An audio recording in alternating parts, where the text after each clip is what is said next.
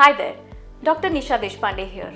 And did you know that light curing is one of the most overlooked part of any composite restoration? Today, I am going to give you 6 essential tips to get the most out of your curing light so that you have long-lasting, durable and beautiful restorations. So my first tip to you is to always check and inspect the tip of your light cure unit before you use it. Look for any debris, cracks or scratches because even the slightest smudge can seriously reduce the curing efficiency and compromise your final outcome. My second tip is to always follow the manufacturer's instructions as regards the curing time. They have given it for a reason. So if your manufacturer says 20 seconds, then you cure for 20 seconds. But if they say 40, then you have to cure it for 40 seconds. Remember, certain darker shades and certain higher opacities require extended curing times as well. My third tip to you is to position the tip as closely as possible to the tooth and absolutely perpendicular.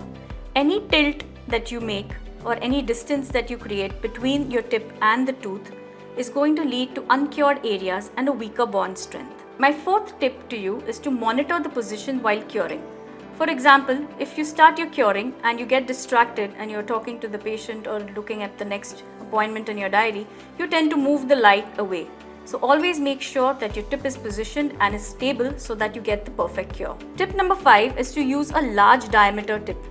Why you need a larger diameter tip is so that when you are curing, suppose the occlusal surface, you can do it in one shot as opposed to a smaller curing diameter head, which will lead to you having to do multiple cures to cure the same tooth. The next tip is to use a light with a larger diameter tip.